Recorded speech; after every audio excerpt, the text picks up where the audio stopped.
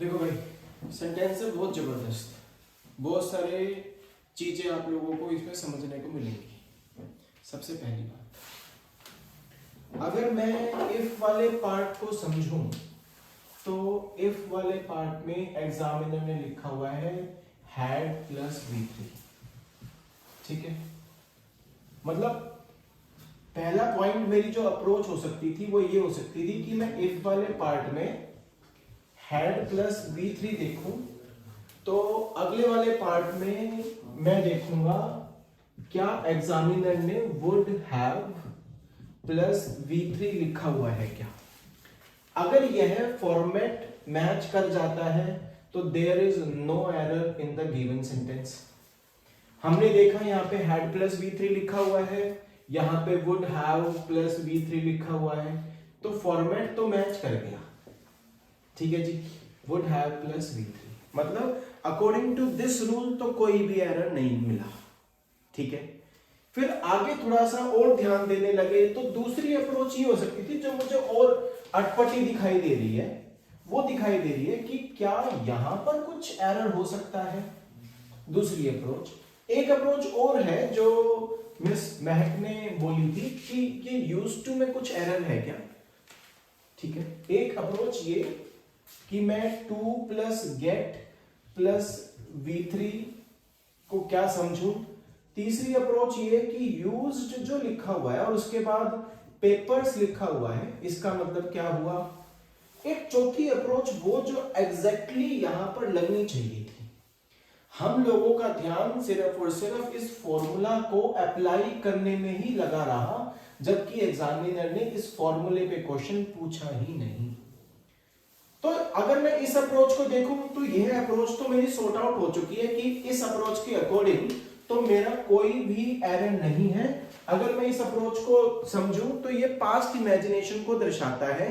Past imagination में अगर if वाले पार्ट में हैड प्लस V3 है तो अगले वाले पार्ट में वुड हैव प्लस V3 या फिर कुड हैव प्लस V3 या शुड हैव प्लस V3 या might have plus V3 use होता है। एग्जामिनर ने यूज कर रखा है, मतलब यह अप्रोच अप्लाई नहीं हो सकती इसको सोल्व करने के लिए। दूसरी अप्रोच ये है कि क्या ये 2 प्लस गेट प्लस V3 क्या दर्शाता है।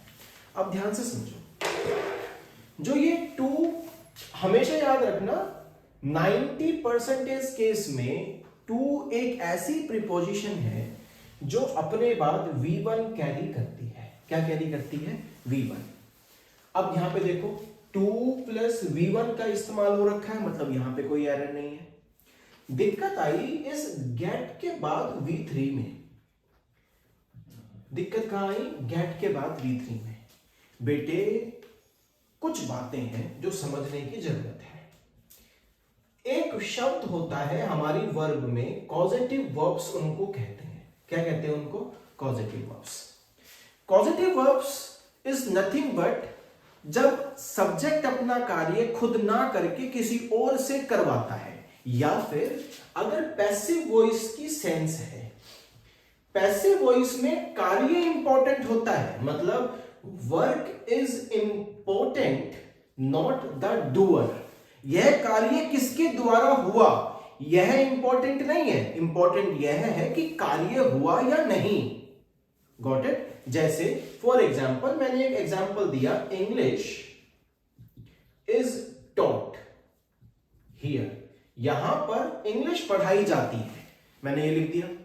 तो यहां पर ये इंग्लिश कौन पढ़ा रहा है? चाहे मेरी मदर पढ़ाएं, चाहे मेरे फादर पढ़ाएं, चाहे मेरे ब्रदर पढ़ाएं, मेरी भतीजी पढ़ाए, मेरा कोई स्टूडेंट ही क्यों ना पढ़ा रहा हो, उस बात से मतलब नहीं है। मतलब यह है कि क्या इंग्लिश पढ़ाई जाती है? हाँ। तो ऐसे जब सेंस होते हैं जहां पर कार्य इंपॉर्टेंट होता है, उन सेंटेंसेस को हम लोग पैसिव वॉइस बोलते हैं। क्या बोलते हैं? Passive voice. और जो ये गेट प्लस V3 है, यह पैसिव वॉइस की ही सेंस देता है। यहां पे इसने बोला, अगर मैं इस सेंटेंस में देखूं तो यूज्ड पेपर्स, किस लिए लिए जाए यूज पेपर? ताकि उनका रिसाइकल हो सके। क्या हो सके? रिसाइकल। तो रिसाइकल कौन कर रहा है क्या ये बताया ना, लेकिन कार्य हो रहा है। क्या हो रहा है? रिसाइकल हो रहा है, रिसाइकलिंग हो रही है। कौन कर रहा है ये इंपॉर्टेंट नहीं है। तो मैंने कहा कि गेट प्लस V3 किसको दर्शाता है? पैसिव वॉइस को। गेट प्लस V3 यह भी दर्शाता है कि कौन, जब सब्जेक्ट अपना कार्य खुद ना करके किसी और से करवाए। जैसे एक एग्जांपल तब यह पॉजिटिव वर्ब में आता है, जैसे मैंने बोला I get my phone recharged, I get my phone recharge. इसका मतलब मैंने अपना फोन रिचार्ज नहीं किया, मैंने किसी और से करवाया। तो जो ये गेट प्लस V3 वाला जो पैटर्न है, यह जब सब्जेक्ट अपना कार्य खुद ना करके किसी और से करवाए, तब हम लोग उसको क्या बोलते हैं? Causative verb. क्या बोलते हैं? Causative verb. दो सेंटेंसेस पर ध्यान देना। एक मैंने सेंटेंस बोला I have recharged my phone, ध्यान देना, बड़ी इंपॉर्टेंट बात बता रहा हूं। एक मैंने ऐसे बोला I have my phone recharged. दोनों में मैंने नियमित रूप से सेम वर्ड्स लिखे हैं, मैच करेंगे तो आई लिखा, हैव लिखा, लेकिन रिचार्ज्ड की पोजीशन को चेंज कर दिया। एक तो मैंने माई फोन से पहले रिचार्ज शब्द का इस्तेमाल करा, और दूसरे सेंटेंस में मैंने माई फोन को पहले लिखा और रिचार्ज्ड को बाद में लिखा। अगर तुम हैव के बाद कोई ऑब्जेक्ट ले आओ और ऑब्जेक्ट के बाद उस हैव की V3 लगाओ, तो यह कॉजेटिव वर्ब कहलाती है। क्या कहलाती है? Causative verb. और मैंने अभी बताया कि कॉजेटिव वर्ब का कार्य होता है जब सब्जेक्ट अपना कार्य खुद ना करवाए। मतलब यहां पे जो ये हैव है, ये गेट को रिप्रेजेंट कर रहा है। किसको रिप्रेजेंट कर रहा है? गेट को। I get my phone recharged, I have my phone recharged. अब ये पूछना चाहिए कि सर इससे पहले वाले में हैव क्या कर रहा है? उसने पहले वाले में अगर हैव अपने बाद V3 कैरी कर रहा है, इसका मतलब वो खुद कर रहा है। हैव रिचार्ज माई फोन, मैंने खुद अपना फोन रिचार्ज किया। अगर हैव के बाद वो कार्य है जो करा और उसके बाद उसकी V3 लगाई, इसका मतलब कॉजेटिव वर्ब है। क्या है? कॉजेटिव, जिसका मतलब क्या होता है? वो कार्य खुद ना करके किसी और से करवाए। डन है इतनी बात? तो यहां पे जो ये टू गेट प्लस रिसाइकल्ड है, यह किसको दर्शा रहा है? यह दर्शा रहा है कि ये जो यूज्ड पेपर्स है, इनको रिसाइकल किया जाएगा। कौन करेगा इस बात से मतलब नहीं है, मतलब यह है कि कार्य हो रहा है या नहीं हो रहा। Got it? क्या ये इसमें कोई एरर नजर आया? नहीं, समझने के बाद कोई एरर नहीं? बोलो हाँ या ना। तो दो अप्रोच हमारी कैंसिल आउट होगी, ये अप्रोच भी कैंसिल आउट होगी और ये अप्रोच भी कैंसिल आउट होगी। टू गेट प्लस V3 में यूज नहीं कर सकता। फिर क्या यूज्ड पेपर में क्या दिक्कत है? दिक्कत है बेटे, ये पेपर्स लिखा हुआ है नाउन। क्या लिखा हुआ है? नाउन। नाउन के पहले अगर कोई वर्ब अपनी V3 फॉर्मेट में आ जाती है, नाउन के पहले अगर कोई वर्ब अपनी V3 फॉर्मेट में आ जाए और वो उस नाउन के बारे में बात करे, तब वो V3 एक एडजेक्टिव की तरह कार्य करती है। जैसे I lift, I have lifted a burnt paper। burnt की V3 burnt है, लेकिन यह इस पेपर के बारे में बात कर रही है। जो V3 किसी नाउन के बारे में बात करे, तब वह V3 एक एडजेक्टिव की तरह कार्य करती है। तो ये क्वेश्चन आया था आपकी तरफ से कि यूज में कुछ एरर है। नहीं हो सकता, क्यों?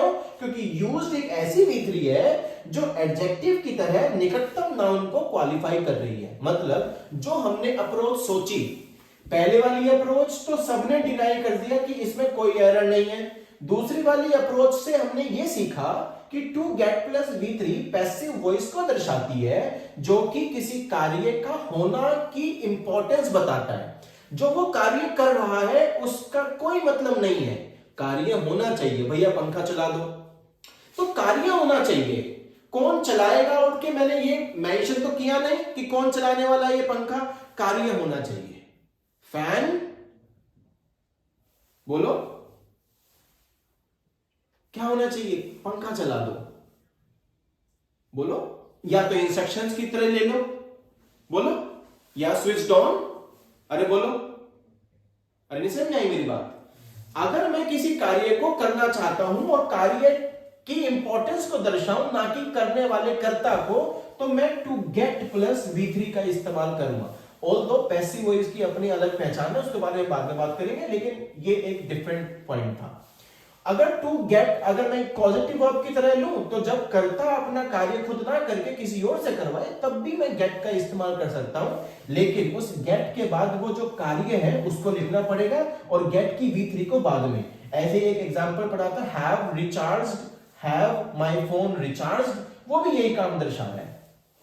फिर तीसरी अप्रोच देखी, यूज्ड पेपर में एरर हो सकता है, तो नहीं मिला। क्यों नहीं हो सकता? क्योंकि ये यूज्ड एक V3 की फॉर्मेट में इस निकटतम नाउन को क्वालिफाई कर रही है। डन है? Is it okay with everybody? मतलब तीनों अप्रोच सोची, तीनों सही निकली, कोई एरर नहीं है, लेकिन इसमें एरर है, और वो क्या एरर है वो आई am telling you right now. मतलब आई के साथ इस पार्ट में एरर नहीं निकला, यूज्ड पेपर्स में एरर नहीं निकला, एरर है यहां। This is the error. Now I am telling what is. देखो, I am going to rub it. Photo click करनी है तो क्लिक कर लो,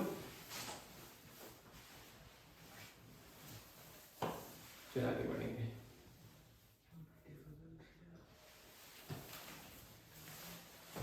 ओह शिट, कोई नहीं, चलो अब तो रब हो गया।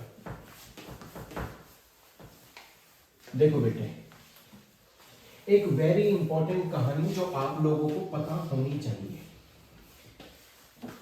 आपको पता है कि ये जो शब्द है होम, ये जो शब्द होम है, ये एक नाउन की तरह, एक एडवर्ब की तरह, एक एडजेक्टिव की तरह कार्य करता है। ये जो शब्द है होम, ये एक नाउन की तरह, एडवर्ब की तरह और एडजेक्टिव की तरह कार्य करता है। जैसे हम लोगों को होम वर्क मिलता था, बोलो हाँ या ना, घर का कार्य HW। तो ये जो होम है, यह इस वर्क के बारे में बात कर रहा है। कोई शब्द किसी नाउन के बारे में बात करे, दैट इज एडजेक्टिव। बोलो हाँ या ना, गॉट इट? तो home is adjective over here. फिर नाउन की तरह ये कब कार्य करता है? जब ये होम अकेला होगा। अकेला होगा मतलब इसके पहले कोई पोजेसिव एडजेक्टिव नहीं होगा, तब यह होम नाउन का कार्य ना करके एक एडवर्ब ऑफ प्लेस का कार्य करता है। Got it? दोबारा बता रहा हूं, ध्यान से समझना, यही बहुत इंपॉर्टेंट कहानी है। जब होम अकेला आए, मतलब किसी पोजेसिव एडजेक्टिव जैसे माय होम या फिर हिज होम या फिर हर होम, ऐसा शब्द ना लिखा हो, ये शब्द ना लिखे हो और ये अकेला हो, तब यह एडवर्ब ऑफ प्लेस का कार्य करता है। किसका कार्य करता है? Adverb of place. अगर ये शब्द के पहले कोई लिखा है क्या? माई, हिज, हर, आवर? नहीं लिखा। इसका मतलब यह क्या है? Adverb of place. डन है जी? ये क्या है? It is adverb of place. जो ये टू होता है, यह है एक preposition. Two is a preposition. Preposition का कार्य किसी नाउन को दूसरे नाउन से जोड़ना है। क्या कार्य प्रेपोजिशन का? नाउन को नाउन से जोड़ना, उसके अकॉर्डिंग दूसरे नाउन की पहले वाले नाउन के अकॉर्डिंग पोजीशन को दर्शाना। और नाउन से पहले रखे जाने वाले शब्दों को हम लोग क्या बोलेंगे? प्रेपोजिशन, अगर वो नाउन को नाउन से जोड़ने का कार्य कर रहा है तो। जैसे the fan is my head. क्या फैन मेरा सर हो सकता है? नहीं। लेकिन मैं क्या बताना चाह रहा हूं, शायद मैं ये कहना चाहता हूं कि फैन की पोजीशन मेरे सर के अकॉर्डिंग क्या है? बोलो हाँ या ना। तो मैं बोलूंगा the fan is over my head. तब जो ये ओवर लिखा हुआ है, इसने क्या करा? इस फैन को इस हेड के अकॉर्डिंग पोजिशनाइज्ड किया। बोलो हाँ या ना, है ना? इसका मतलब जितने भी प्रीपोजिशंस होती हैं उनका कार्य क्या होता है? नाउन को नाउन से जोड़ना और एक नाउन की दूसरे नाउन के अकॉर्डिंग स्थान बताना कि वो कहां पर है। यहां पर जो ये होम है, मैंने अभी बताया, अगर होम के पहले कोई माय, हिज कुछ नहीं है ऐसा, तब वह एक एडवर्ब ऑफ प्लेस का कार्य करता है। और यहां पर क्या लिखा हुआ है? टू। बोलो हाँ या ना। अगर यह टू लिखा हुआ है तो इसका कार्य क्या होना चाहिए था? नाउन को नाउन से जोड़ना। बोलो हाँ या ना। इसका मतलब ये आई को होम से जोड़ना चाहिए था। भाई दो नाउन तो यही दिखाई दे रहे हैं, आई और होम। ऑल्दो आई किसी के स्थान पर रखा गया प्रोनाउन है, लेकिन है तो नाउन का भाई। अरे बोलो यस सर। तो यहां पे आई और होम को कनेक्ट नहीं कर पाया। कौन नहीं कर पाया? ये टू। क्यों? क्योंकि कनेक्शन बिठाने के लिए इसको क्या होना पड़ेगा? नाउन। ये नाउन तो है नहीं, ये कौन है? एडवर्ब। कैसे पहचान में आया? क्योंकि यह अपने पहले कोई पॉजेसिव एडजेक्टिव नहीं कैरी कर रहा। माय, हिज, हर, अंकल, पापा, मम्मी, ऐसा कुछ है ही नहीं है। तो फिर ये नाउन नहीं है। नाउन नहीं है तो फिर ये क्या नहीं होना चाहिए? टू नहीं होना चाहिए। Got it?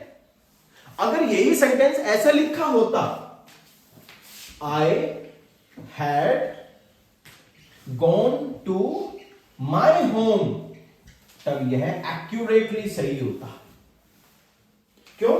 क्योंकि माई ने माई को ना बताओ। What is my? माई एक एडजेक्टिव है। एडजेक्टिव का कार्य क्या है? किसी नाउन के बारे में बात करना। बोलो हाँ या ना। सही कह रहा हूं? अब नाउन मिल गया।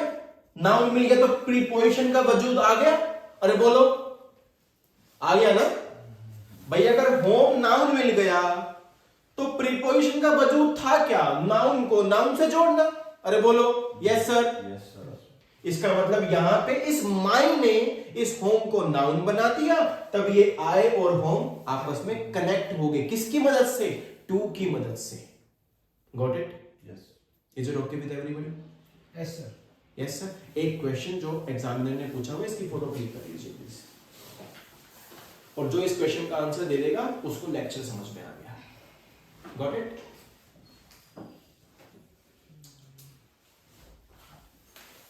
ध्यान से समझेंगे, बड़ी ही इंपॉर्टेंट कहानी है। नाउ इस सेंटेंस से मैं अपने लेक्चर को खत्म कर रहा हूं। ध्यान से सुनेंगे। The poor have no bed to sleep. The poor have no bed to sleep. मैं कह रहा हूं अभी भी स्टिल 90% लोग इसका आंसर देने में सक्षम नहीं है। आप बता दीजिए, ट्राई करो। The poor have no bed to sleep.